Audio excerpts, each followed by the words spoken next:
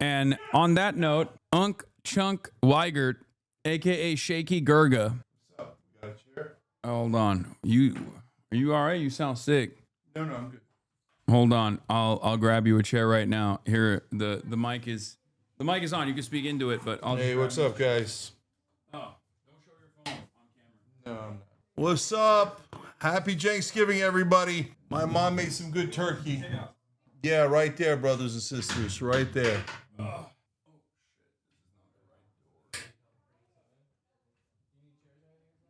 Yeah, I got one. Here you go. All right. People are spamming. They should. I like it. Shaky Gurg is in the building, everybody. Hold on. All right, this is good. This is a better angle, I think. And you can even, hold on. Let me fix this. Let me zoom in a little bit more. Boom. Yeah, better. Less stomach better. Okay, there it is. Can you guys hear him? As you guys know, it's a time-honored tradition every single year since 2018 to have Cenk Uyghur in the building. Okay, let's start off with why you said that you were going to your communist nephew's house. I can't tell if you were memeing or if you're being serious. Have I been upgraded to communist? Okay, actually, you tell me. I'm kidding, but so people are constantly calling you all sorts of names. You go to China, you love it over there. So what should we call you? What are you? I mean, I say I'm a socialist. I'm not like a self-described communist or anything, but I also say that I don't have an issue with people calling me a communist. I just think it's funny when people say that. Okay, all right. Then I got it right. Okay, I was playing around. Yeah, you're a socialist. God bless. Yeah. But no, a lot of people have been saying that I'm a authoritarian communist. That's what they're saying. Well, not everybody. Some people say I'm a revisionist and therefore a social fascist. But those guys are the real commies. You know what I mean? Those are that's the real Max Left. Okay, yeah. Luckily, I don't even know those folks. You probably they're in your replies, I suspect. Actually, they might have given up on you at this point. Oh yeah. They yell at me all the time, though. Not that it matters. All right. I will keep calling you a centrist, lol. Yeah. People say I'm a centrist. Well, the political spectrum has moved if you are a centrist. So. Although kind of, I mean, look, you backed Mamdani 200%. Mamdani's now bros with Trump. I mean, if that's not centrism. It's the horseshoe. Yeah, by transitive property, I'm homies with Trump. But obviously we already knew that, and technically you too, because we were far too critical of Kamala Harris.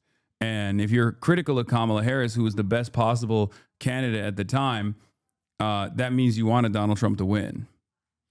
Yeah, I actually think that we have thoroughly defeated those guys. So there's a lot of folks out there that are still in the, in the circle for who might come out ahead, right, in terms of ideology.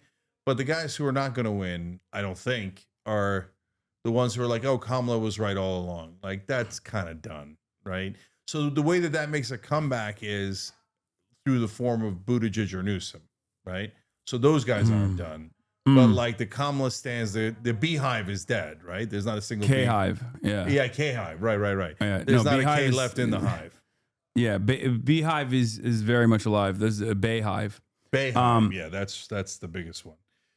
But her and Taylor Swift are immortal. But in politics, Kamala's done. All right. So We've had many battles on this broadcast about our disagreements, but I think it's important to start the conversation with our agreements. You've been manning the ship on Piers Morgan every single time you appear, defending Palestinians and Palestinian humanity. Has your attitude shifted on this issue over the last 2 years? Maybe a little bit, actually. That's interesting. So I've always been obviously against all of Israel's war crimes, its occupation, etc. And so October 7th, the day itself was, of course, bad. And then the reaction has been horrific, and it's an obvious genocide. And we said that from day one. We took a lot of shit for saying it's a genocide early. We took a lot of shit for saying they were doing it to steal land. trope, blah, blah, blah, right? And they stole the land. It was always for ethnic cleansing. So we've been on the right side of that through and through. The only thing that I'd say is that I didn't, I grew up in East Brunswick, which is a kind of a communist safe haven. It's the original Israel. It's a safe haven for Jews. So it was about 40-50% Jewish, right? So I grew up with a culture that believed that Israel was righteous and holy, right? And so I think that through this 2-year process, I've now come to the point where, like, no, it's no question at all that it shouldn't have been formed. And and so that's a kind of I wasn't there before. Oh no, I know. Yeah, and of course it's a huge injustice, and I've always known it was a huge injustice. In fact, this is the one thing I used to catch shit for, because I was against the occupation back in high school, and we went to Model Congress, and I was the only one who got a bill passed, and it was to defund Israel. That was back in 1988. Okay. So I knew that it was a huge injustice. I knew the occupation was terrible all along, but like now seeing the totality of the circumstances, as much as after the Holocaust, I get the overwhelming need for a safe haven for Jews in the world. It turns out. Yeah. East Brunswick, New Jersey. Exactly. East Brunswick was totally fine. And no, it was the original Zionist slogan of taking a people without a land to a land without a people is by definition a horrific injustice, because the land did have a people, and they were the only way that you were going to move them is by killing them, and that's what they did. So 1948 honestly was land theft. 1967 was definitely land theft. And by the way, this is the propaganda that unks like me grew up with. We were taught that 1967 defensive war. Yeah, no, not even. We were taught that Israel was attacked. Just flat out lie. The greatest military conquest of all, right? That's the way it's taught. Yeah. So it was taught to us that that Israel was attacked, and they had no choice but to destroy the air force of all of the neighboring countries, to destroy their militaries, to defend themselves. Preemptively. No, but that's what I'm telling you, Has. They didn't even add preemptively. They just lied to us and said that the Arabs went first, okay? Which is just a flat out lie. Yeah. And then so they said, and I believed it at the time, I'm a kid, right? That they had to take buffer zones, and that's why they originally took the West Bank, Golan Heights, Sinai, and Gaza. But no, now I realize, no, the Greater Israel Project was from day one. They attacked last time in 1967 to take more land and do more ethnic cleansing, and that's what they did. I think given the state of affairs in 2025, especially after 2 years of Israel's genocide and also the endless amount of arrogance of Zionists on television and their demands for censorship, this conversation that's taking place is probably taking place in many American tables, regardless of the political ideology at play. You and I have difference in opinion on certain issues, but ultimately this is something that we completely unite on and completely agree on. And I think that is actually a point of agreement for many people, even like evangelical Christians and whatnot, that are probably having the exact same conversation. So remember that for the Thanksgiving enjoyers, when you're with your family, if you want to unite on certain things, I think Israel will probably be one of those points of contention, or Zohran Mamdani. So, what do you think about Zohran Mamdani? Yeah, just real quick before we go on to Zohran. Look, I never thought this would happen in my lifetime. Oh yeah, me either. Like that Israel would be, that people would understand what's happening about Israel and the injustice of Israel, not just on the left, but the left, right, and center. That the whole country would agree, outside of mainstream media, outside of the politicians. No, we're done with these guys. And this is a gigantic injustice. And most importantly, we all now agree we've all been lied to by legacy media, right? Corporate media is poison. It's the biggest toxic influence in America. Now the right, the left, the center, everyone agrees, fuck corporate media. They've been lying to us from day one. So look, that's another one. For 20 years I've been saying that. And to see everybody come around to that, I love it. I love it. So Zohran. So Zohran's to the left of me, so it makes sense that like he's kind of perfect for you, right? I think you tell me. But I love it. I love it because it's change. I love it because middle finger to AIPAC that spent $45 million trying to meddle in our elections, and fuck them. Why don't they go back to their own country? Okay, New York is in America. It's not in Israel. It's not Tel Aviv. Okay, and I'm proud that it's the largest Jewish city, and I'm proud that they voted for Zohran, right? So fuck this division on trying to divide Americans with Jew, Muslim, Christian, etc. No, we're America. They're not America, and that's that. And then he's for change, man. Fuck the status quo. So I'm thrilled that Andrew Cuomo lost. Why do you say he's more to the left than you?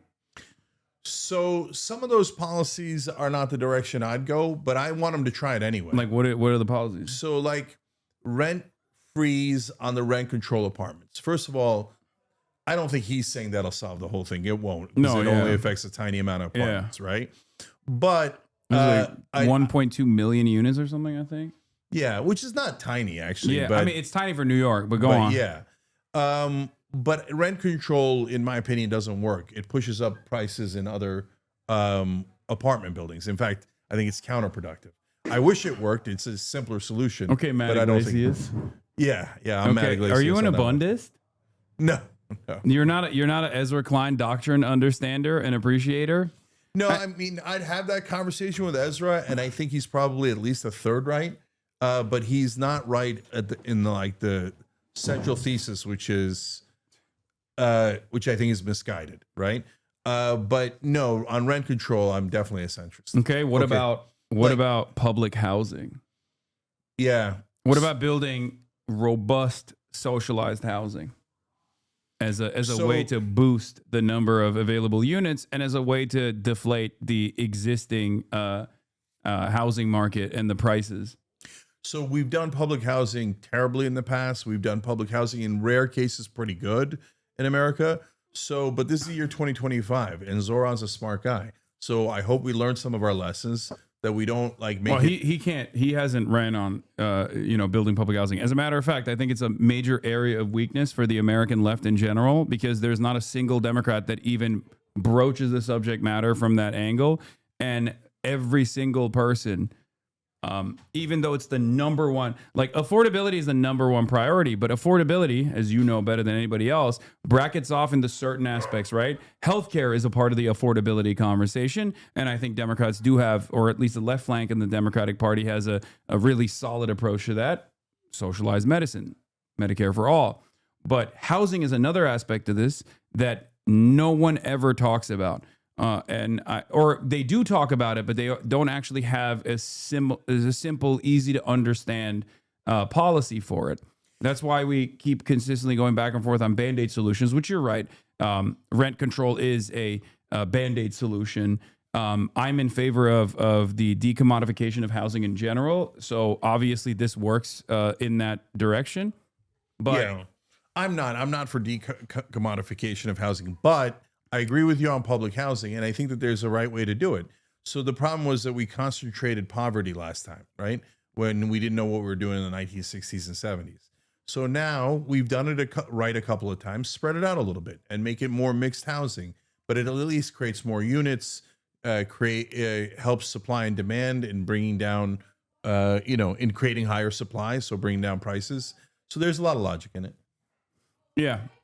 But he's not advocating for socialized housing. But I do think that this is the next initiative. If the Democrats actually do have this robust left flank movement and, start unseating establishment Democrats and put forward DSA candidates and things of that nature, I hope that there will be a more united message on that, where people will approach the subject of housing in a similar vein.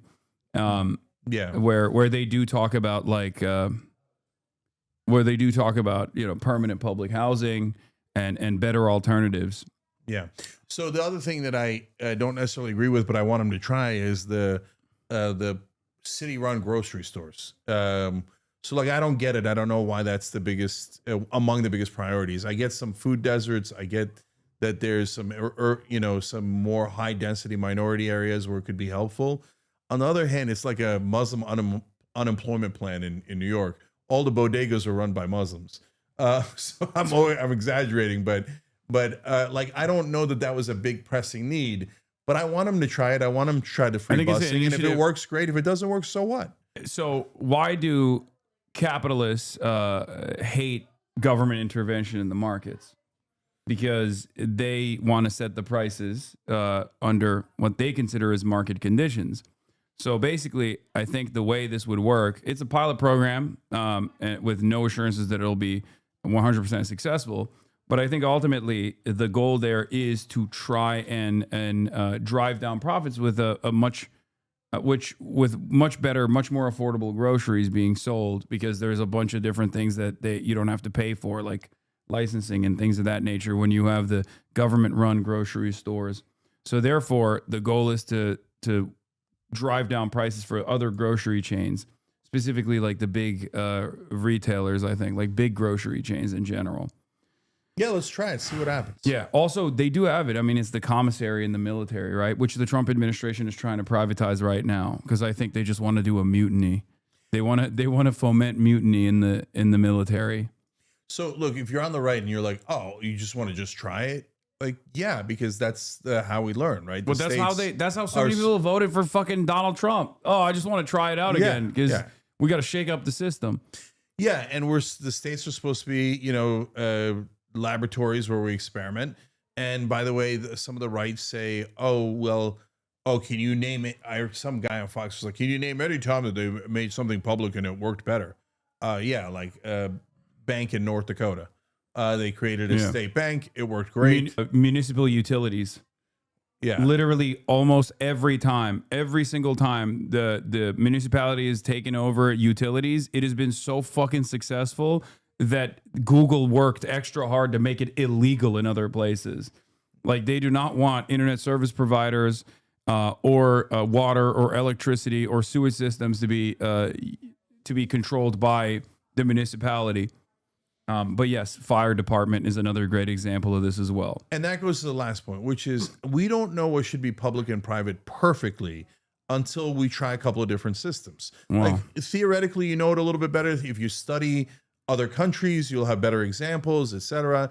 But like, the fire department used to be private, and that turned into a disaster because if you're... I got an idea of what should be public and what should be private. Yeah. You know? I think most of it should be publicly owned. Yeah, and I think most of it should be privately owned. That's crazy. But that's okay. Well, you're living in it. It's America. No, it isn't. It isn't. So, okay, now I'll make an argument that I'm a better capitalist than anyone on the right wing. Okay, let's hear it. Because the capitalism is all about free markets and competition. The problem is that right now, what the Uniparty is in favor of, what almost all the Republican politicians are in favor of, and what a lot of the right wing got tricked for a long time into being in favor of, is corporatism, right? So this is unregulated capitalism, which then leads to corporate rule. Corporations capture the government. It's the natural inclination of every company to become a monopoly, and that's right. And I'm actually agreeing with you. So what happens is, if you don't regulate capitalism, it inevitably becomes corporatism. And corporatism is the exact opposite of capitalism. It tries to destroy free markets, destroy competition, and become a monopoly, right? And it does it mainly through government capture. So Adam Smith was right. You have to guard against monopolies. You must regulate. If you don't regulate, then capitalism will turn into corporatism and destroy free markets. So that's why that position is more ideologically correct. But you're not in favor of that for healthcare. No, that because capitalism means by definition a mixed economy, right? There is no non-mixed economies. The military's public, police are public, fire is public. And so when you go down the list, healthcare is perfect for public. Healthcare insurance is perfect for public rather than private. Why? Number one, like fires, viruses spread. So whether your neighbor is healthy or not is relevant to you.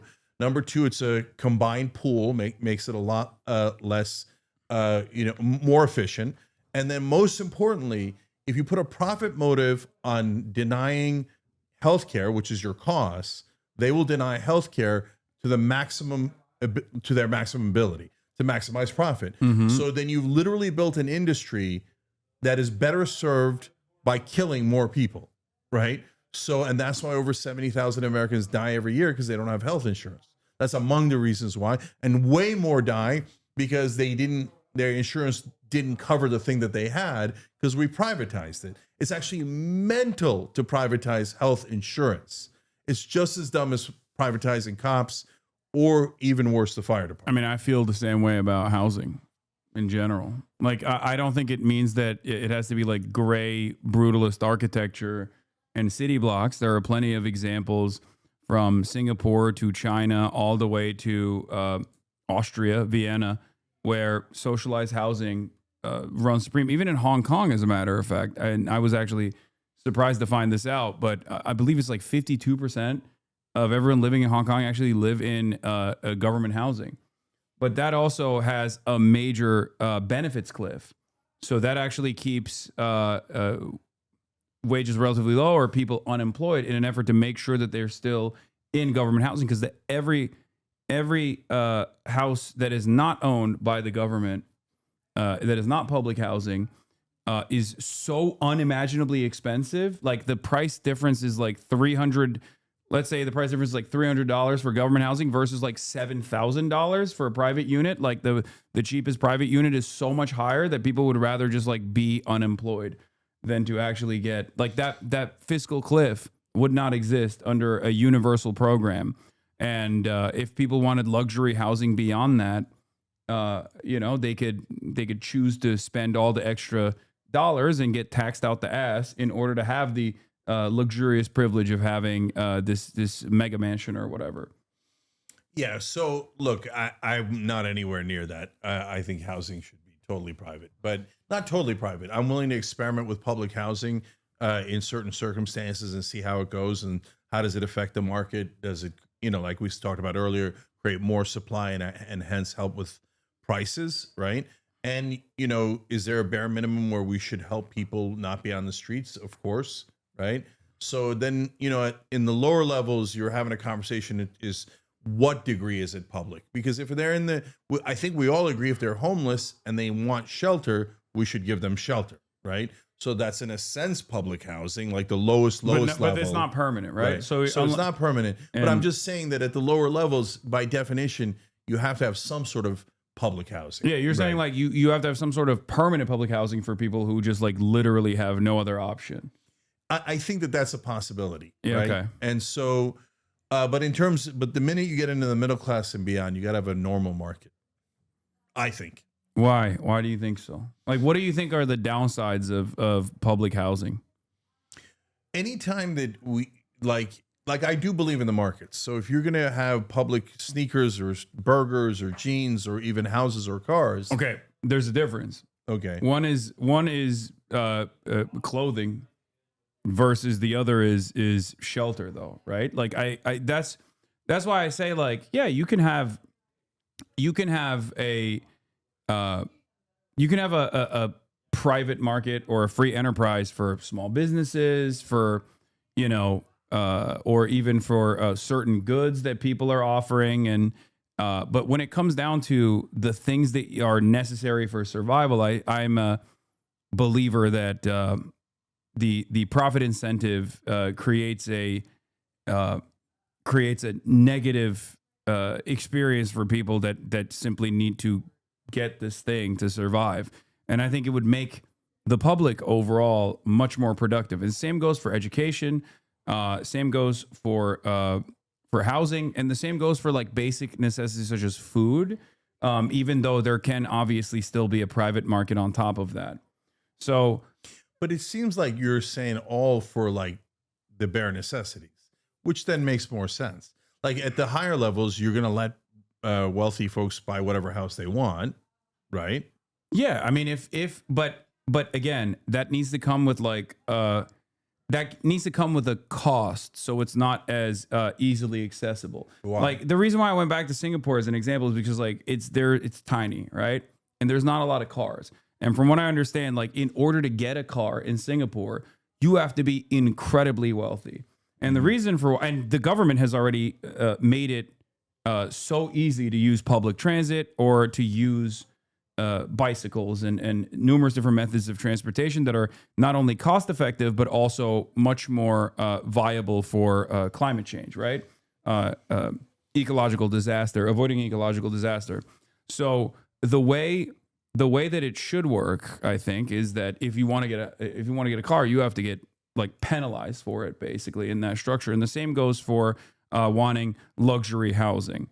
Like, I see housing as a necessity, and homes are for living in it rather than a speculative asset in the way that it works in the United States of America. And we've sold to the Americans that this concept is good and it actually invokes freedom, just as we have done with our car-reliant infrastructure. Oh, you have your own car, you have so much freedom. You don't have to sit with the rest of the public in a fucking subway or whatever. But that creates unimaginable traffic density. It's worse for the climate overall, and it even has economic issues associated with it. And the same goes for housing too. Yeah. So look, I'm not an expert on housing or car regulations or anything, but my general sense of it is no. First of all, there's nothing wrong with disagreement, but I don't agree. So when you talk in bare necessities, make sure people don't die in the streets.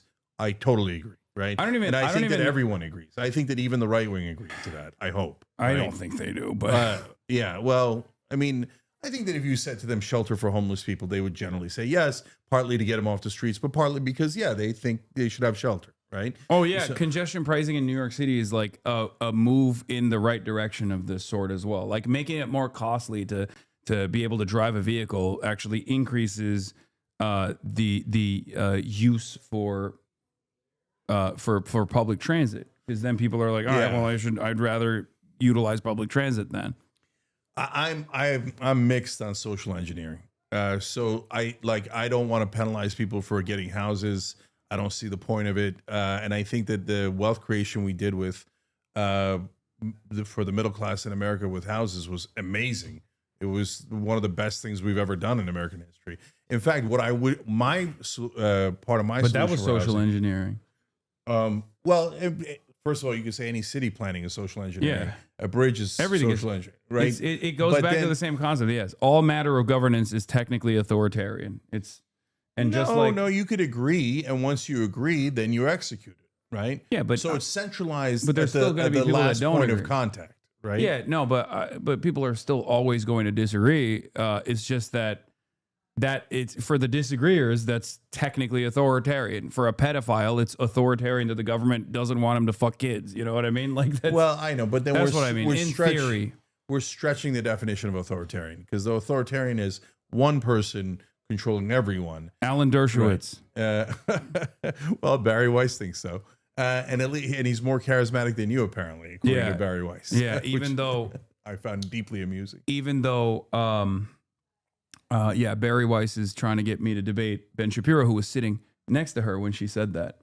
Mm-hmm. So that was doubly funny for me. I was like, damn, you guys have been trying to set up a debate between me and Ben Shapiro. Why are you saying I need to be deplatformed? Yeah, and apparently you're not inside the 40-yard lines. Yeah. Anyways, so look, guys, you do government planning to set up a city for sure, no question.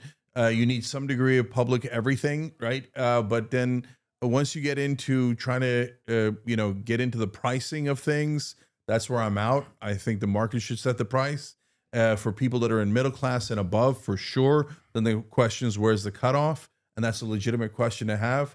Part of my solution for housing is we have this populist plank, and the Rebellion PAC candidates sign on to it. And what that is in that case is we ban private equity from buying residential real estate. So, and the reason we do that is because when they buy the homes, they're driving up prices because they're limiting supply, they're increasing demand. By definition, prices are going to go up, and they have made pricing go up tremendously, right? And there's no reason why bankers should be allowed to own private residential real estate, and it destroys the wealth creation for the middle class in America. And they're going to turn us all into renters, and it's going to be a disaster. So there is a guy, actually, that has an opinion that is now the next mayor of New York, Zohran Mamdani, on socialized housing. Let's take a look.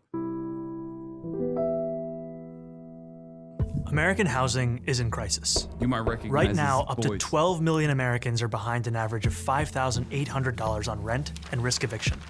With eviction moratoriums soon to expire, we're facing an unprecedented wave of evictions and foreclosures that will crash straight into millions of struggling families across the country. But the truth is, this crisis didn't begin with the pandemic. In fact, housing has been in crisis for a very long time. Even before the pandemic, in places like New York or Los Angeles or San Francisco, median rents for even one-bedroom apartments could approach $2,500 a month or more. About a third of people in Los Angeles spend a majority of their income on housing.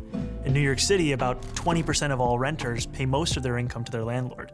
And in my district, Astoria, about a quarter of residents have to spend most of their paycheck on rent.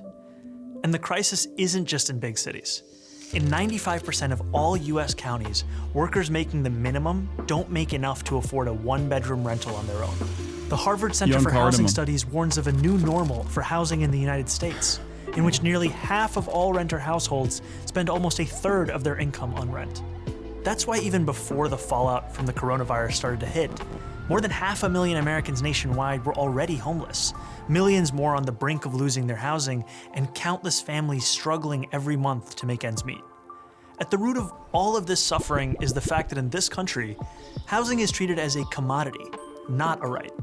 It's a consumer product, just like clothes or cars, that private businesses can sell on the market to make a profit. And if someone isn't able to pay, either because their landlord raised their rent or because they can't work for one reason or another, they're not able to stay in their homes. If they're lucky, they can live with friends or family, or maybe in transitional housing for a bit. But for a lot of people, they have nowhere else to go, and they end up sleeping on the streets. In December 2019, the number of people sleeping in homeless shelters in New York reached 19,000 people, an all-time high. The number of homeless people, that means like couch surfers, people living in their cars, and people living in like tents and whatnot, I believe is over 660,000 in the United States of America. 100,000 New York City students are homeless. That's more than 10% of the entire student population. Why do so many people end up homeless? It's not because there aren't enough homes to go around. There are plenty of empty homes. No, it's because housing people is not the primary goal of developers or landlords. Their goal, simply put, is to make a profit. And it's much more profitable to build luxury apartments for the rich than decent homes for the poor. This gives us a big shortage of homes for ordinary working people. For every 100 households that are extremely low income, there are only 36 affordable and available homes. As a result, we have plenty of housing for the rich, but poor and working class people don't have nearly enough on the market. So we have people scrounging to make ends meet or sleeping on the streets right below luxury condos and uninhabited apartments. This is a terrible way to organize a housing market.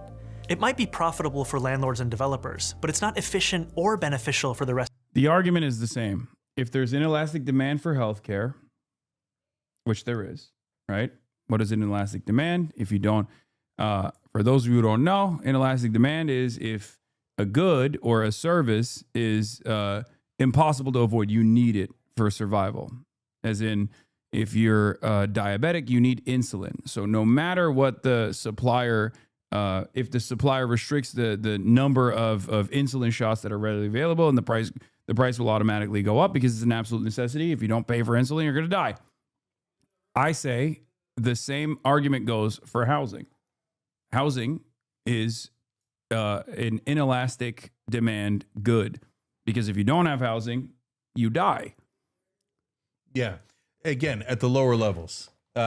Once you get into middle class, this has not been that persuasive to me. Well, hold on. There's more to the video. Okay. There's 5 more minutes. Let's society. take a look. This guy seems like real charismatic. Got a real bright future ahead of him. I don't know. Hopefully he runs for something. I think he was an assemblyman here. I don't know. If Maybe you he'll told run me for a couple of years ago that this guy that made this video was going to become mayor of New York, I wouldn't have believed it in a million years. Yeah, well, it's good. It's good that you're recognizing that. Let's take a look. Let's continue going with housing this. doesn't have to be seen as a market at all. In other countries, housing is considered a fundamental right, like education or healthcare. That means the government goes to significant lengths to guarantee everyone has a home, and the market plays a much smaller role in the construction and distribution of housing. So let's hop across the pond, and about 100 years back in time, to take a look at just one example of how an alternative housing model got started in beautiful red Vienna.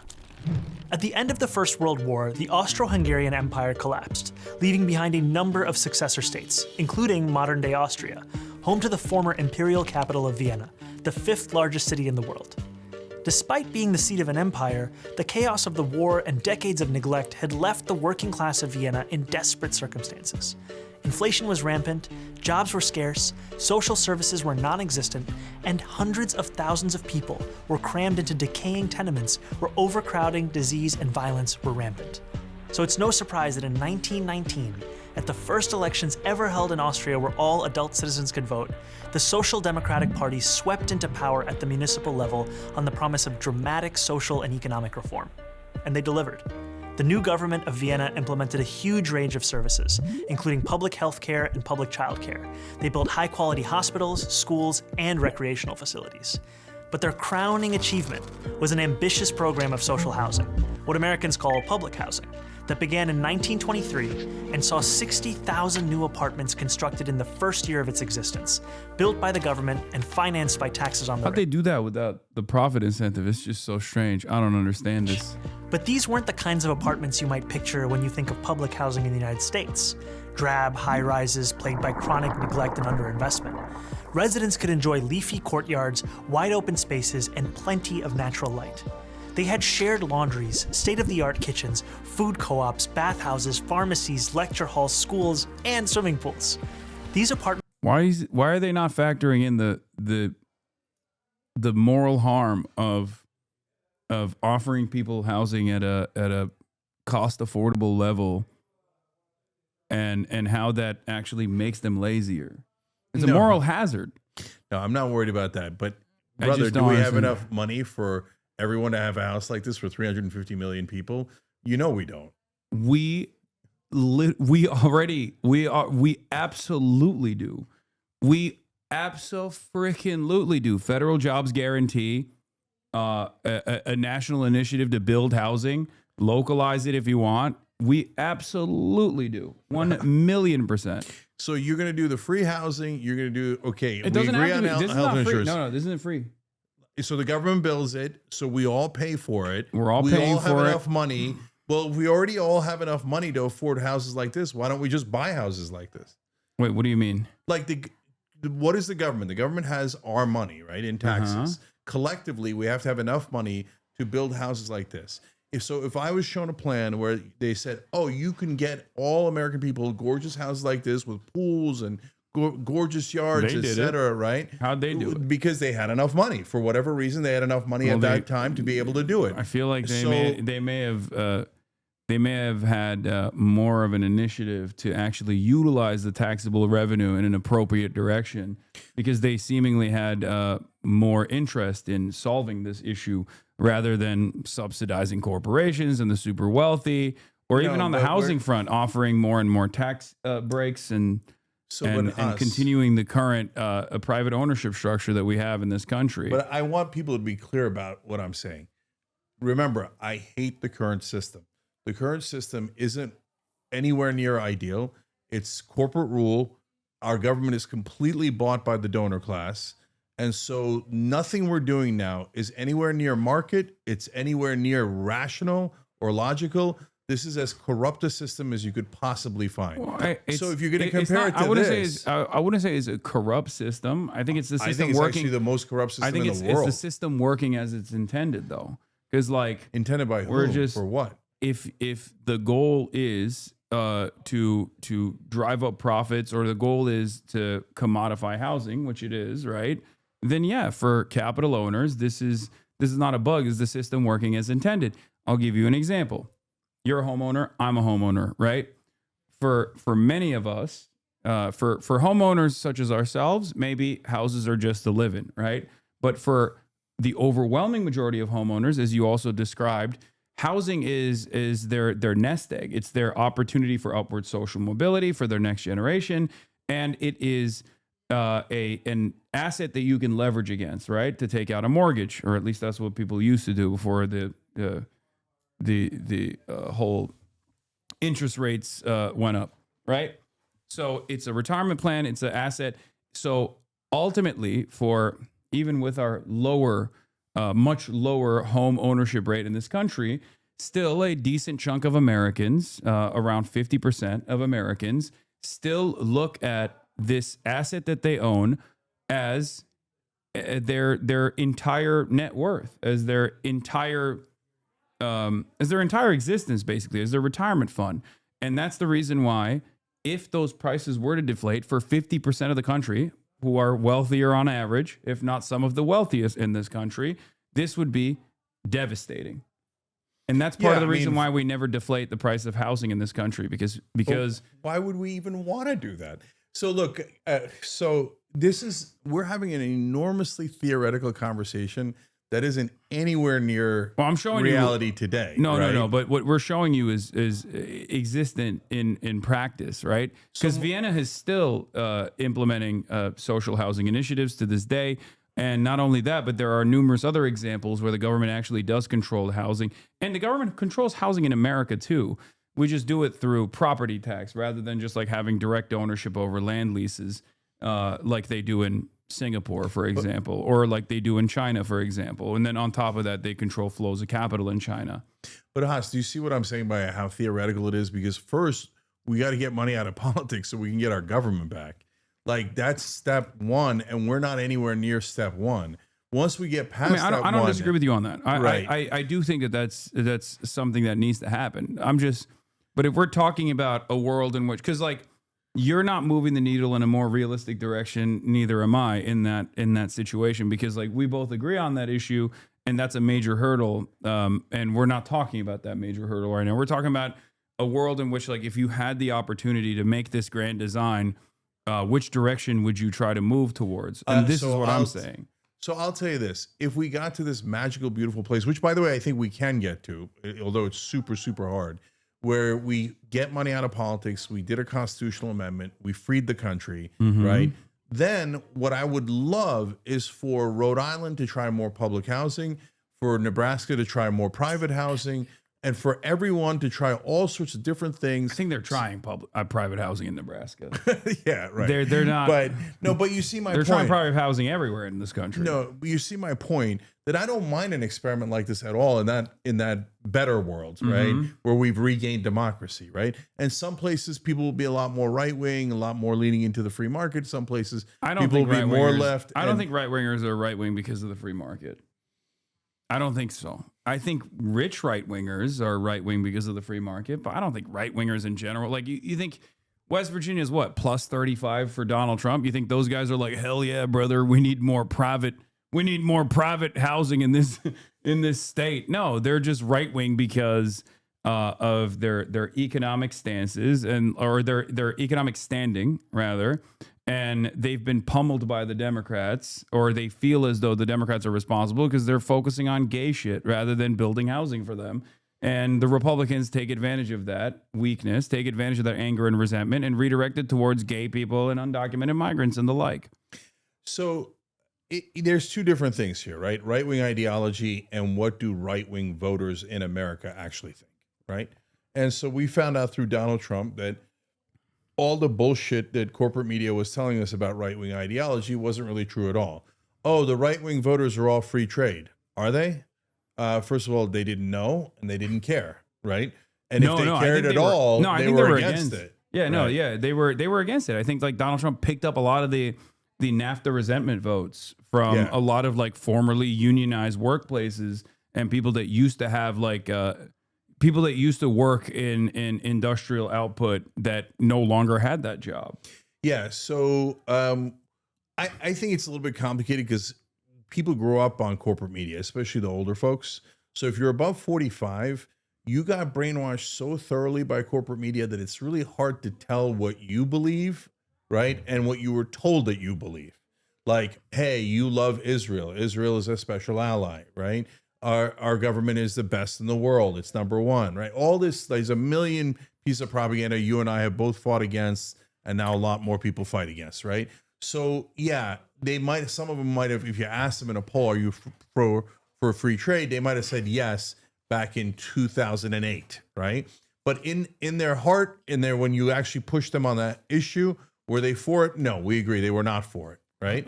So like when you take it to other issues, it gets complicated, right? So if you said to an average right winger today, are you for the free markets? I think over 90% would say yes.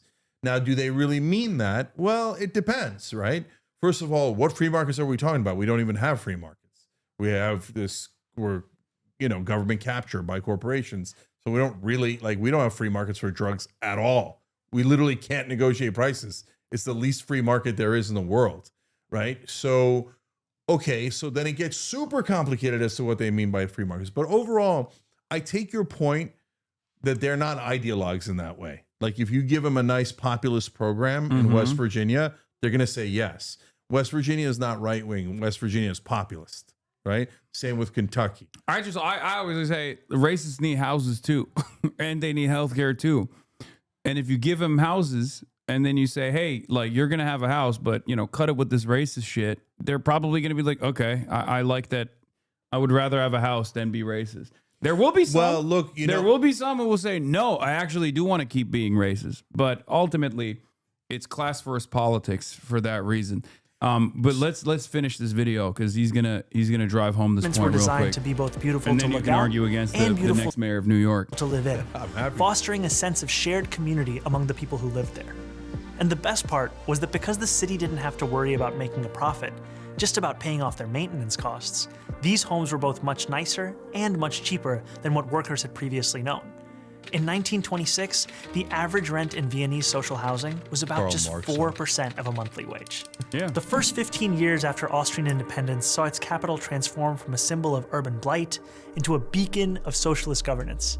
It became known as Red Vienna, after the official color of the socialists who had pioneered these changes. And even though Red Vienna fell in 1934 when the country was seized by fascists, who did what they could to roll back social housing, that commitment to good, cheap housing remained after the Second World War. Today, an astonishing 62% of all city residents live in social housing. What? With the average monthly rent falling How'd they do that? That's crazy. Somewhere between $400 and $600 a month. No, dude, that's crazy. Yeah. That's crazy. How'd they fucking do that? Someone needs to put an end to this. You know what they need?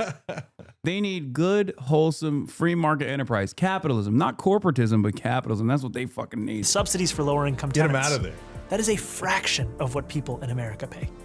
Unlike in the United States, where public housing is treated as a worst-case way to house the very poor, Vienna's social housing residents are extremely diverse.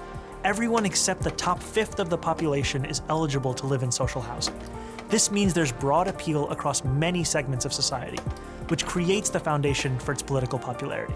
That is how the majority of people in Vienna enjoy something that's considered almost utopian here in New York. Affordable housing that isn't just cheap, but desirable. Housing that isn't just four walls and a roof, but a real home, with a sense of stability, safety, and community built in. Now, of course, this is only one example of an alternative framework for housing. And Vienna has not fully removed housing from the domain of the market. Residents still pay part of their earnings in rent to cover operational costs, and a sizable chunk of the population lives in private housing. But it's an actually existing alternative that shows us what a step toward a better world could look like. If we want to end the housing crisis, the solution has to be moving toward the full decommodification of housing. In other words, moving away from the status quo, in which most people access housing by purchasing it on the market, and toward a future where we guarantee high-quality housing to all as a human right. So how can we do it?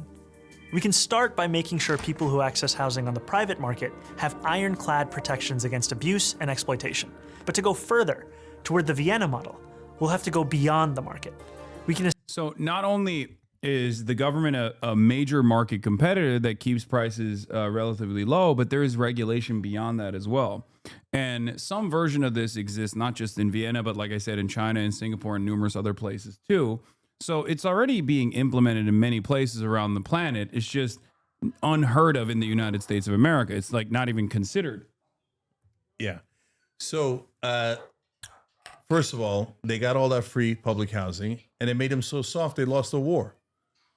Well, yeah, that's probably what it was. Yeah. Okay. Now, in all seriousness, so listen, I'm not opposed to it. In fact, I think that we should study every model out there So we should study the Finnish education system. We should study the Norwegian prison system. We should study how they legalize drugs in Portugal. And they're not all magic fixes, but they're interesting to incredible, right? We should study the what they did in Spain with I mean, I think these guys studied it before they implemented it and their existence or the continued existence of the system. Don't be simplistic. Just because it worked in Vienna, sorry, I don't mean it that way. It's just because it worked in Vienna doesn't mean that it's going to work everywhere. By the way, but because it worked in Vienna, it means that we should probably try it somewhere else too, right? So, and see if it works. So I don't mind all of those experimentations at all.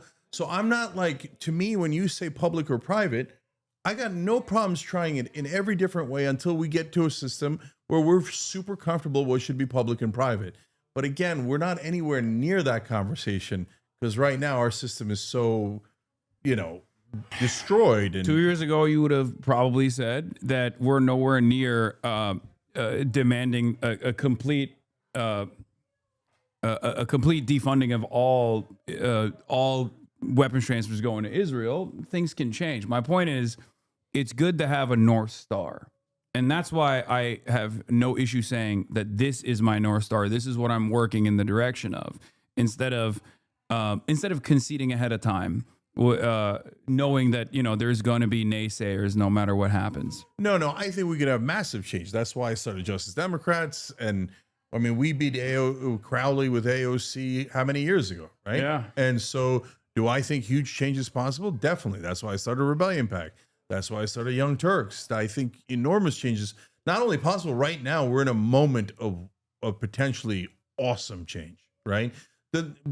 For me, that's not the question. The question is, how do you get there? And the difference, Haas, and you saying that's your North Star, no problem. That's great.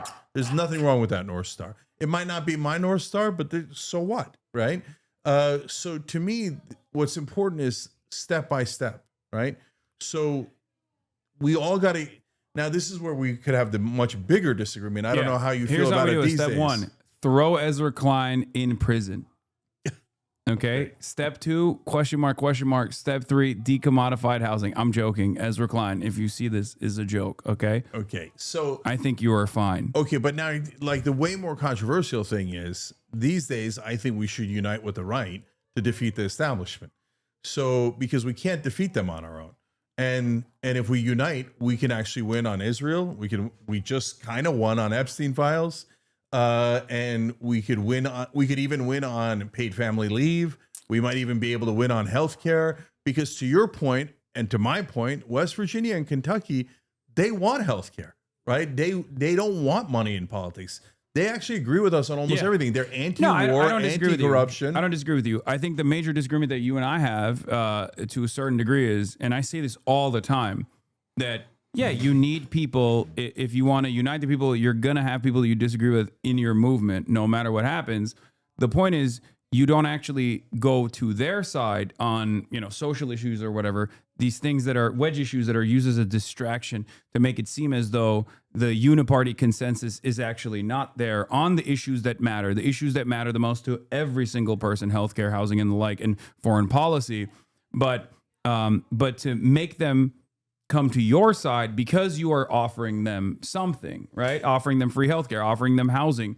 And that's how you bring them to your side. I don't have a disagreement there. I'm not saying like we just cut out, whoever has voted for Donald Trump and shoot ourselves in the foot regardless. Yeah. My point is always that we bring them to our side without having to concede on these other things. Like we don't concede on being unnecessarily cruel to undocumented migrants, or being unnecessarily cruel to trans people and constantly talking about trans people this, trans people that. We just call it as it is. This is just a distraction. And I think the Trump administration's failures on affordability after winning the election against an administration that came across as old and unable to solve the 1.5 years of negative real wage growth that people experienced under the Biden administration, and the inflation crisis that people were experiencing. And then hyper-focusing, which is what the Trump administration did, hyper-focusing on trans issues and things like that, actually present a unique opportunity to show people like, oh, guess what? Turns out it wasn't trans people that was making your rent more expensive. Turns out it wasn't a Guatemalan migrant that was the reason for why your healthcare is expensive. And, So that's what I try to do all the time. So look, maybe it's an issue of timing, but first off, on should they come to us or should we go to them? It's kind of a false framing because since we agree on 70% of issues, neither side actually has to go anywhere. But if you're talking about traditional left-wing policies, that's literally what I've been doing the last 2 years. I've been saying yes to the right wing who are coming to our traditional policies, right?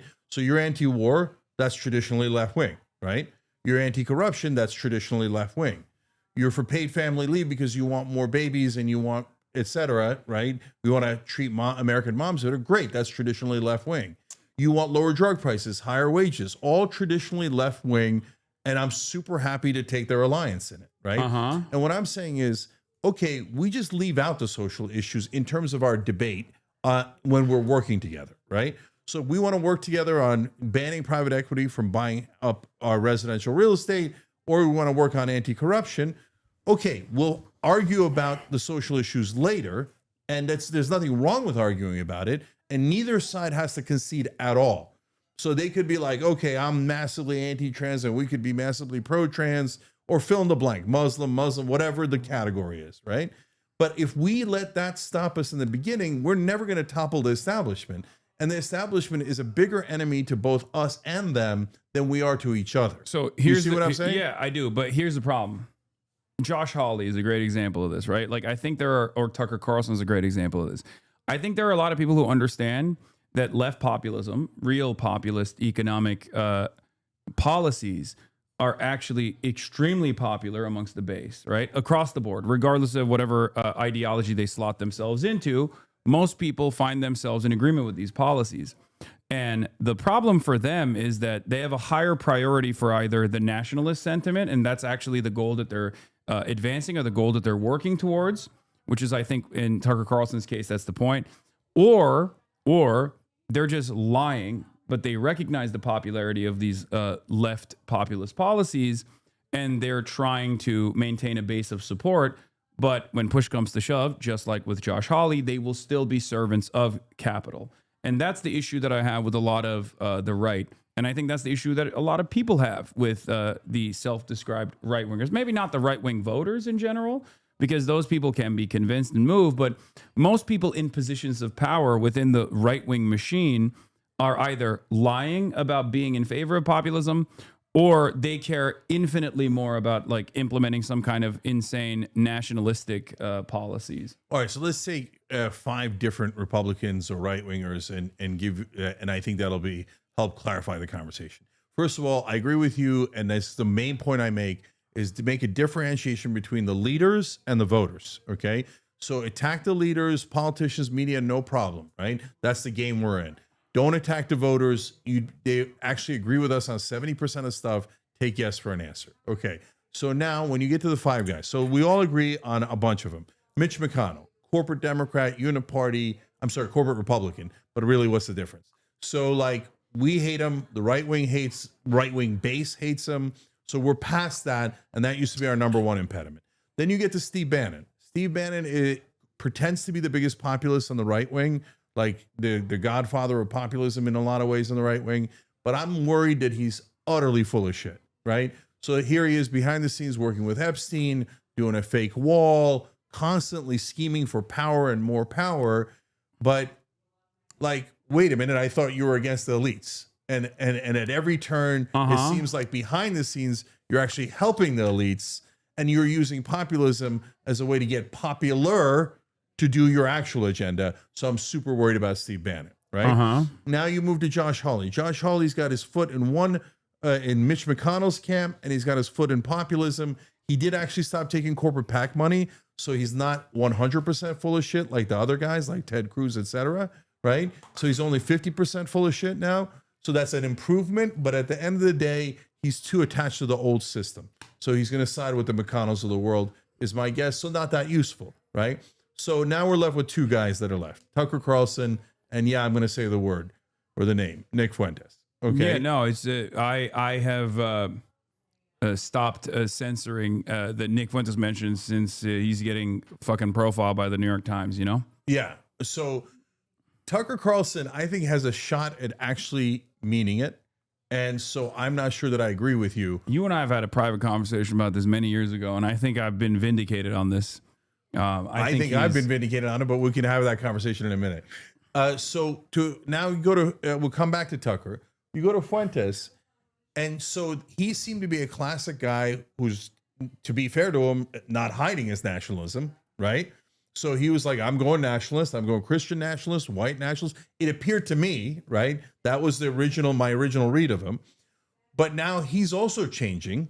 And so now I know we all cancel him to bejesus. And I mean, okay, Barry Weiss, if you're watching, which you obviously are, Holocaust right? denier. Right. So no problem. You deny the Holocaust. You say all these things. He's against race mixing. Well, yeah. I'm married to an Asian woman. What am I going to agree with that? Right. So obviously we're against all that. But even now he has realized that's not actually where his audience is. So whether it's Craven. I think he's a grifter. I think these guys are all grifters. Right. Whether it's Craven or not, whether they're grifters or not, even Fuentes is now saying, he said it just like 2 days ago, you know what? Maybe we put aside the racism and the cruelty and the abuse, right? Which is an amazing admission, by the way, that kind of is the direction they were going, right? And he says maybe we put that aside to be able to unite with the left. I don't believe I'm not saying yes to Fuentes. I'm just saying look at the tide moving. The tide is moving towards populism because it's being driven by the audience. The audience wants real populism. So when they sense bullshit, they don't want it, and they're pushing in a better direction. So why is Tucker, now let's go to the heart of it, Tucker, right? Why is Tucker to me today different than he was on Fox News? Because on Fox News, he worked for corporate media. And he says it now himself. He says, yeah, I mean, there were certain things we were allowed to say, not allowed to say. I regret a lot of the things that I said on there. So now he's more tethered to the audience than he is to Rupert Murdoch. And so he tries to serve his audience better. And now he says wrong about Iraq, right? Wrong about war overall, wrong about a bunch of things, right? Mm-hmm. And by the way, have a lot of us on the left said as much as he has about all the things we're wrong about, right? No, I don't say that at all. See? So what my point is, not that he's right and we're wrong or anything along those lines, but he's at least making movements to go towards agreement. You're saying that there's a broader trend line that's moving in the direction of left politics, and that is the reason why the likes of Tucker Carlson are retriangulating their messaging. That's somewhat understandable, but I do think that ultimately, I don't necessarily care for Tucker Carlson personally or Nick Fuentes, but I do care about changing the mindset of their audiences, because I find socially regressive politics to be and reactionary politics to be a distraction, and that anyone that does that to any degree is inherently reactionary and deliberately doing this because they want to move people's attention and focus away from the material inequities that they are facing and away from a steadfast approach to dealing with those problems. That is the reason why it's very easy for me to say all right-wingers in general are grifters, and even that moderation that they're engaging with is them simply reading the room and recognizing that they have to offer some kind of what you call populism, some kind of left-wing material solutions. So let me say two things about some of which do it because they want to maintain their popularity. Some of which do it because they have a higher degree of priority for like fomenting nationalistic sentiment, and they think this is the most effective way of doing it. I mean, Adolf Hitler was in charge of the National Socialist Party, right? Because at the time, socialism was a very popular movement. At a time when liberalism was failing, just as it is now, fascist movements were presenting themselves as revolutionary movements or an alternative to socialism that wasn't as scary. In Mussolini's Italy, it was bringing about a synthesis, as he would call it, of socialist sentiment, but also protecting the petite bourgeoisie. Okay, so look, me, you, and maybe whoever it is that we want to assign as the avatar for nationalism, well, you think it's Tucker, maybe it's Fuentes, maybe it's Megyn Kelly, I don't care, right? My point is, we might all have different agendas for what happens once we get out of the woods, right? Once we break out of the prison, to use a couple of different analogies. But we got to break out of the prison first. And once we break out of the prison, you want to go towards more socialism. Somebody wants to go towards more nationalism. I want to go towards democracy, free markets, etc. Right? So, okay, but first we got to break out of the prison. So if you say to me, hey, let's say take Tucker. He has a hidden agenda and it's nationalism. And he's not even hidden. Yeah. Okay, whatever. And he'll say to you, and you don't, to be fair to you, you don't hide that your North Star is more socialism, right? Yeah, because there's a difference between those two concepts. Yeah, I get it. One is good. The other is an incredibly deadly, self-defeating, suicidal ideology. Yeah, I don't love socialism. And again, it depends on what we mean. If we mean Northern Europe, then I kind of do love socialism. If we mean like Venezuela, then no, I don't love socialism. Yeah, and I get it. I don't want to get into that. Socialism is an economic organization of socialism is a different organization of the economy. Venezuela and Norway actually have not even comparable degrees of socialization or nationalization. Norway actually has a higher degree of nationalization. This entire extraction industry is nationalized, as opposed to Venezuela that has a lower degree of socialization. Yeah, like naturalizing your oil reserves, by the way, is a super interesting idea. So that's what I'm saying. No, but that's like the difference there is, of course, the way that the capitalist hegemonic superpowers have treated these countries. Norway is very close in proximity, or was very close in proximity to the USSR. So the threat of a good example from the USSR was what allowed a lot of these Western European countries to continue a degree of socialization, because they were conceding. Just like you're saying, Tucker Carlson is conceding to us on a lot of these issues. The capital owners there were conceding out of fear that if they don't concede at all, then they are going to become communist. Then the European countries are going to snap into revolutionary communist movements. So I got you. But what I'm saying, Haas, is so socialism, we can have a great, wonderful debate about how mixed our economy should be. Whereas nationalism goes towards authoritarianism, and I'm never going to agree to authoritarianism. So I get it.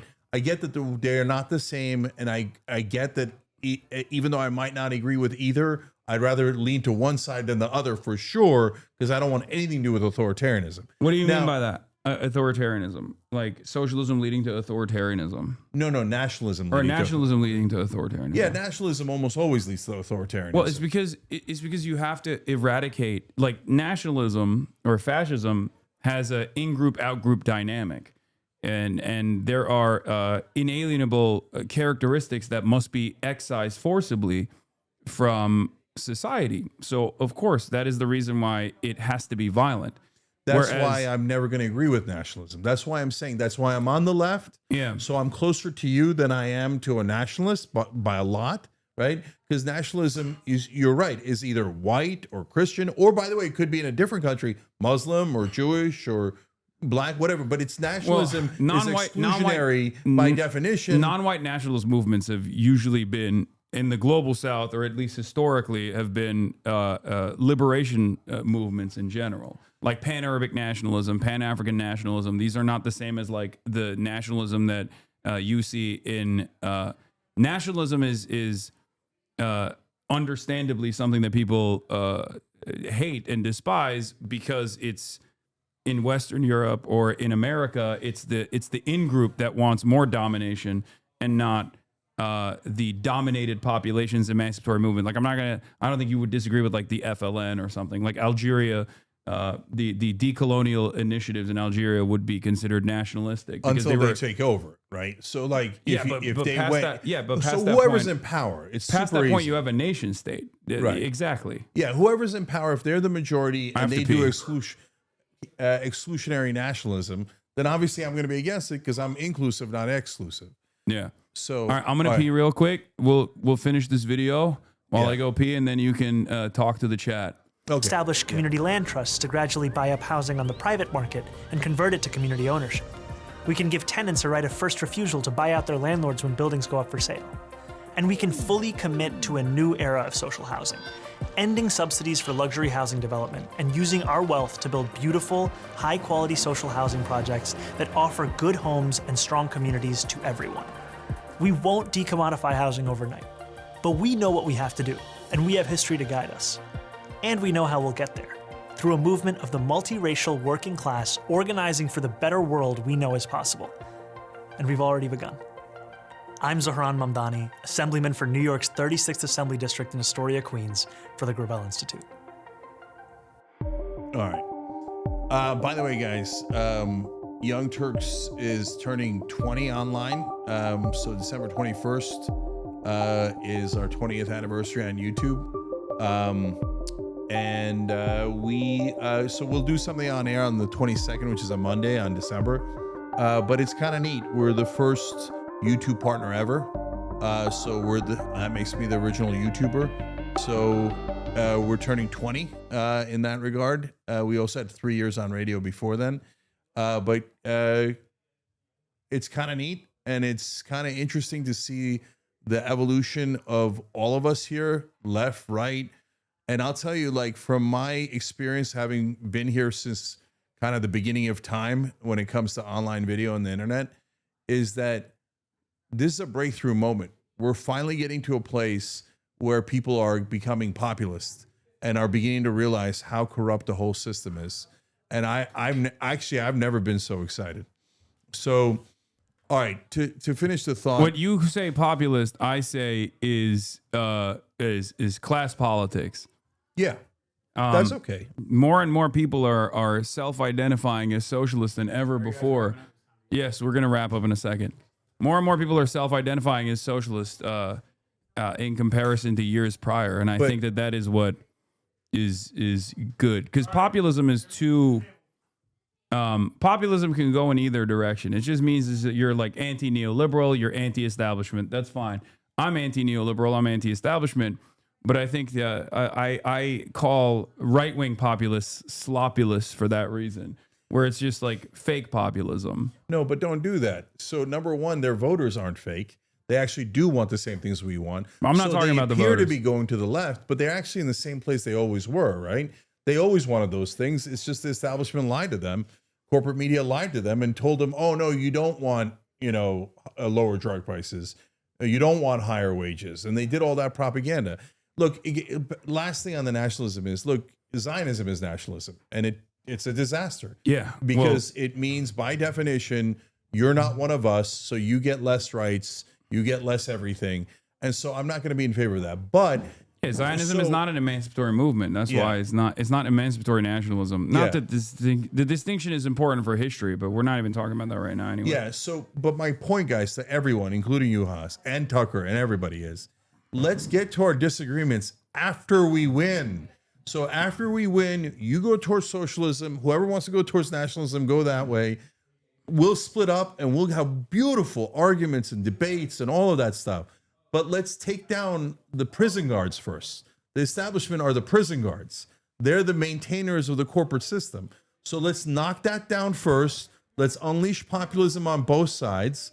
And then let's go have elections and let's figure out what's more popular. Let's have democracy. I just don't. I think that historically speaking, given that socialism is an abolition and reconstruction of the capitalist hierarchy, whereas fascism is actually a mechanism of control to reassert the capitalist hierarchy. This exact dynamic that you're talking about has played out in the past, with fascists winning. When liberalism is failing and contradictions worsen, and people recognize that they're desperate for new alternatives. Most people, or not most people, but capital owners who still have their remaining crumb of power will then align themselves with fascists. So I think that there are two paths to fascism that I want to avoid.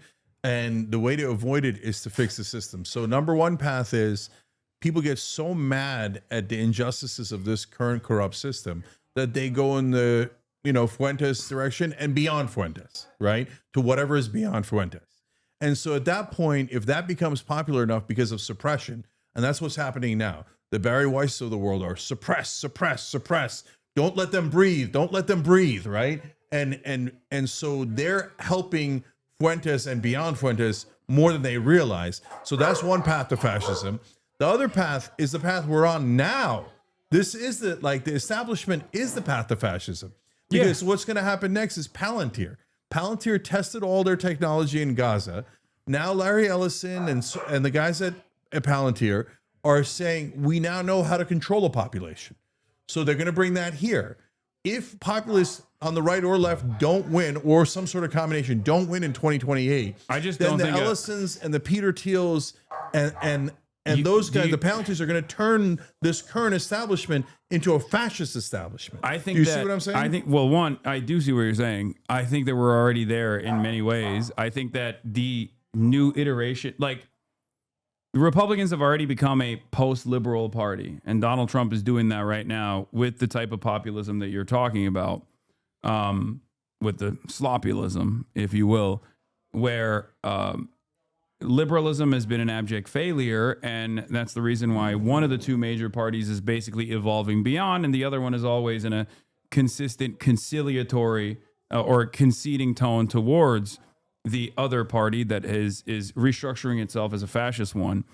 And my point is that the normal evolution beyond that point would be Tucker Carlson. I don't think J.D. Vance is going to lead the Republican Party in the future. I think Tucker Carlson. I think it's going to be the Tucker Carlson that leads the party. But I don't think. But do you think Tucker Carlson is going to go in there and actually fucking take out Palantir and corporate capital? I don't. I do not believe. No, those are two different things. Two different things.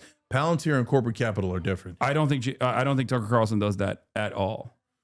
Look, I don't know. I can't speak for him at all. But to me, what you're describing, I don't think that the right-wing voters, best exemplified probably by Tucker Carlson, and we agree with that, right? That he's probably the best avatar for the right-wing voters, right? Is I don't think they're fascists. I don't think that they necessarily want to go towards fascism. I think they're populists. And so we can disagree about that. I think right-wing populism is fascism. Right-wing populism is fascism in the most like it doesn't have to be at historically, and you don't even know if but they're then right. Why? What's the difference? So then Tucker Carlson's a socialist. So look here. I'll give he you one. He believes in free healthcare. He believes in Medicare for all. He believes in everyone being able to afford a home. No, you don't. Your two options aren't fascist and socialist. Those are not your only options. Okay, what's the option for Tucker? What does he want? So, for example, Marjorie Taylor Greene. So she gets untethered from corporate PACs, right? So all of a sudden, Epstein, Israel. But then our audience asked her, this is real, asked her to support Ro Khanna's bill on lower drug prices. And all of a sudden, she supports the bill on lower drug prices, okay? So, and then what does she do? She's like, wait, the healthcare premium shouldn't double, right? So she's now headed in that direction, ideologically. And now she's retired. Headed in that direction. No, I got you. But so that's not a person that was secretly fascist. That was not secretly heading in a fascist direction. The more she opened her eyes to populism, the more she realized we agreed, right? So instead of saying, no, I think you're a secret fascist and I'm going to hate you, well, my point is, wait, maybe we should open our eyes together and go, oh, we have a common enemy. The common enemy is the establishment. Let's go get those sons of bitches. I think the common enemy and then we'll have a democracy, and then we'll see, do people want to go right or left? And they don't have to go all the way to socialist, and they don't have to go all the way to fascist. They could find a nice place somewhere on the spectrum that is right for America. Yeah, I guess I don't have the same level of confidence that you do in any politician, really, because it's not like I have this degree of confidence in even Democrats, really. But I certainly do not have that for like the healthy skepticism and scrutiny that I have for Democrats is even twofold, if not tenfold, for Republicans who have spent their entire political careers harming the working poor. So let me ask you the last question. So I want someone on the populist left to win, Ro Khanna, Jon Stewart, someone along those lines, right? Mm-hmm. I don't want Tucker and Marjorie Taylor Greene to win. They're on the right. So we don't agree on a whole bunch of stuff. And some of the stuff that's really important. Like right? Marjorie Taylor Greene is like, oh, why are we funding Ukraine or Israel? We should be bombing Mexico instead. I think that's fucking ridiculous. So we can get into all that. But my And that's question not like to you, like a minor disagreement is what I'm saying. I think No, that's I an got you. insane thing to say. okay, but if you had to pick between Tucker and Marco Rubio, right? Marco Rubio being more classic establishment uniparty. I'm not voting for either. Like, No, there's I'm putting a gun to your head, and you're going to You fucking decide pull the who's trigger. the president, Rubio or Tucker. pull the trigger. I'm dead anyway. All right. Both will if given the opportunity, both will end me, because this is no different than like, well, gun to your head, establishment Democrat versus establishment Republican. They are both in the margins. The difference between Tucker Carlson and Marco Rubio on some issues might actually favor Tucker Carlson. Let's say he is genuine when he says, every American should own a house. What's going on? Maybe he is real about that and he wants to solve the housing crisis. Sure, that's good. But he might be more reactionary than Marco Rubio, at least in the way that he's talked about things when he saw his legacy Americans, and that we have 65 million immigrants that need to be deported, which happens to be the number of Mexicans and Latino people in this country, right? The Hispanic population in this country. So maybe he might be even more reactionary than Marco Rubio in terms of an initiative that designs concentration camps. So the surreal scenario that you're presenting is technically no different than the harm reduction voting narratives that the Democrats that push for as well. Then what's the answer, brother? The answer is you continue organizing, you continue building external pressure mechanisms, whether it be the union. But that's what's happening right now. Yeah, exactly. And it's pressuring and you Tucker to go towards us. And you continue. Okay, good. Then we keep fighting, and then we keep pushing Tucker further and further until he's running around saying he's a fucking socialist.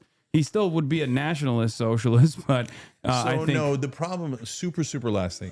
The problem is, you're worried they're going to turn into fascists and start concentration I think that camps. they Hold are on. already. They're worried that you're communist and you're going to start concentration camps. Whereas I'm saying, guys, who would I put in the concentration camps if I were to make them? as a Okay, I don't communist? want any piece of that. So okay, I'm just saying. Okay, so my point is, If it's blocking your guys. If the option is imprisoning every brown person in the country versus imprisoning financial criminals, right? I think that the overwhelming majority of Americans would go, no, yeah, put the bosses in jail, as opposed to, if that's the gun to your head equation. I think but one in your hypothetical, one is literally criminals. Of course, you put them in jail.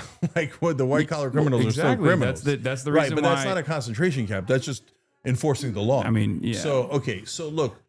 Because you're both so worried about communism and fascism, it's preventing you from working together to topple your actual immediate present threat, which is the establishment, which is going to wind up in fascism anyway.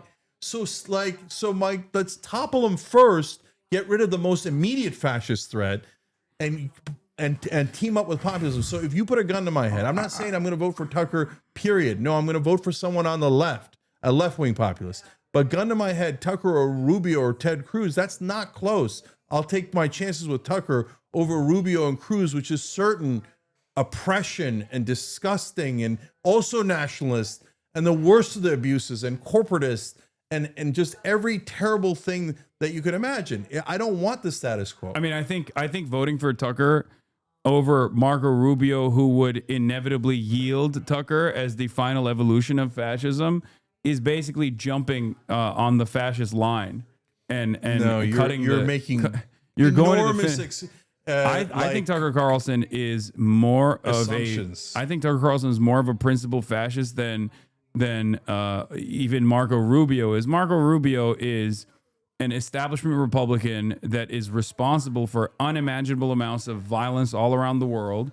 Who wants to start the war in Venezuela? Rubio does, not Tucker. I agree. Who's more pro-war? Tucker Carlson, no question. Tucker Carlson, outside of the confines of establishment media, now says he doesn't want a war with Venezuela. I agree with you, except when he had a crumb of power, when he was within the confines of mainstream media, Tucker Carlson was still very much in favor of all the wars. What makes you think that when he has a crumb of power, he's not going to snap back into being a wonderful servant of the same capital-owning masters, the military-industrial complex that is demanding war with Venezuela, or Exxon and Chevron and numerous other industries of extraction that want to take as much of the Venezuelan oil as possible without any sort of government intervention. So he would do the same exact thing and be also worse when it comes to even, and this is not even an argument for Marco Rubio. Fuck them both. Like I said, kill me instead.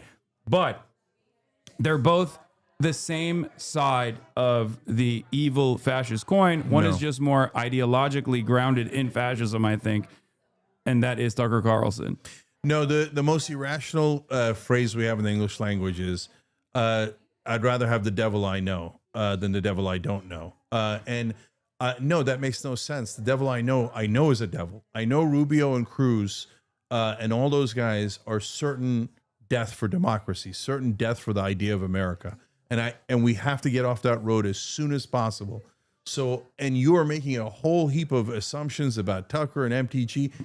Hold on, maybe you're right, and maybe you're not right. The difference between Tucker Carlson and Nick Fuentes is that Tucker Carlson is much more media trained after doing media for as long as Nick Fuentes has been alive. So he knows what not to say. That's it. That's the big difference. All right, that's your assumption. But for me, I have to partner with populists on the right. Okay. Otherwise, we will never, ever, ever defeat the establishment, and we'll both be defeated by them, and they'll laugh their ass off at us, right? So what form does that partnership take? I don't know. Again, I don't necessarily care about Tucker in general, but I do care about his audience, and I think that he is leading them, I guess. In some ways, he's leading them in an anti-Israel slant, which is good. Yes, very much so. And whenever he leans into left populist sentiment, that's a good thing that his audience is like, oh, I actually do agree with that. That is good. However, I think he's doing that to win favor with people like yourself and many others who are in the margins who go, why am I not hearing this from any liberal in mainstream media? Why am I only hearing this from Tucker Carlson? I kind of like him. But I think his ultimate ambition is not that dissimilar from whatever the fuck Marco Rubio would do or whatever the fuck Donald Trump is doing currently. Can I get agreement that even if it's a ruse, if he helps stop the genocide, that is a massive good thing and would never be done by the Rubios and the Cruzes of the world? So, like, can we take that win? Yeah, isolated by itself. But I don't think he would do that. Is my point. But he's he's trying to end the genocide now. I know, but I think if he was in a position of power and not like because when he was, but let's work. But forget the hypothetical, Haas. But when he was, I'm not even talking about the different issues. When he was at Fox News, he was pro all of America's wars. That's when he had a closeness to real power, and he was again a servant of capital, but more directly. And in that moment, that was what Tucker Carlson was doing. There is no indication that if he actually came to real political power, that he would do anything different than still serve the interests of capital as he has his entire career. If somebody like Tucker, MTG, or Massey doesn't win on the right, and someone like Ro Khanna, Jon Stewart, Nina Turner doesn't win on the left, then we're in a world of trouble. And there's no, that path is super dark. I think in general, to me, I'd rather take populists on both sides and see which. I mean, the perfect dream is populists on both sides. Okay, but let's go to an election and see if the country wants to go populist left or right. You are relitigating. But Trump is an obvious fake populist. Okay, but that's my point. That's the most but obvious he thing didn't run in the as world. an obvious fake populist. He ran as a real populist. I got you. And that's but my Trump point. didn't do anything that. So, like, for example, right now Tucker says end the genocide. End the funding of Israel. Mm-hmm. Trump never did anything real like that. Except Tucker is saying that because he is no longer in the same rooms as he once used to be. Good, wonderful. He's not in those rooms anymore. but if he were to actually secure power, I don't think he actually had a genuine change of heart. I don't believe that at all. But it doesn't even matter to me whether he had a genuine change of heart. I care about his output because he's a media figure, and on that front, I'm glad that he is anti-Israel, okay? Having said that, I think that the real reason why he's doing that is because he has to read the room, and he no longer has a higher priority of being a servant of capital, at least for now, until he gets to a position of power, at which point I think he would still advance the same exact agenda that Donald Trump did. Donald Trump came in with the exact same sentiment. You think Tucker's going to work for Israel like Trump is?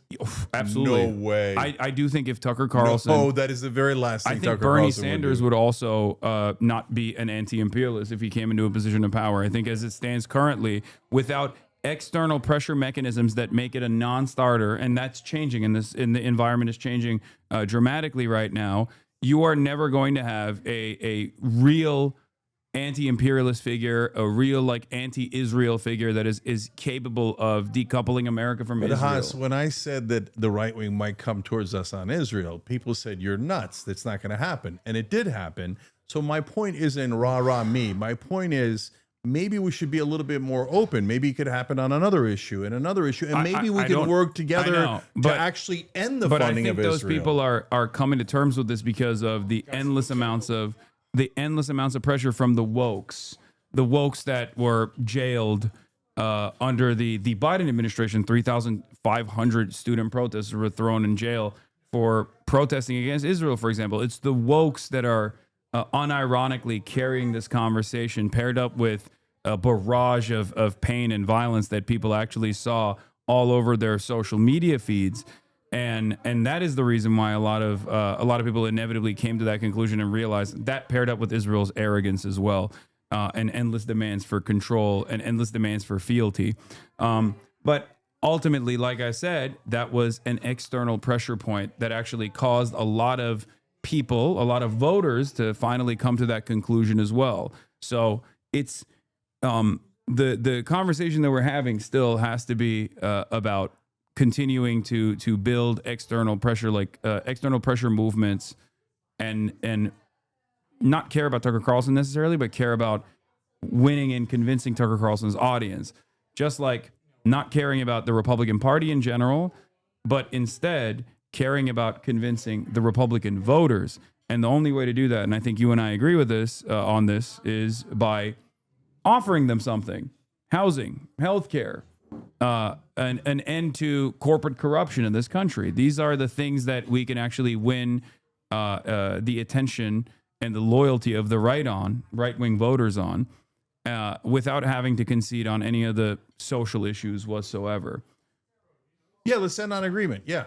And my daughter's doing this to me on about dinner. Anyway, so everybody, God bless, man. Hey, happy Thanksgiving, everybody. This was a much more agreeable Janksgiving, ladies and gentlemen. You got to flex for the camera for the purpose of, you do it every year, for the purpose of continuation.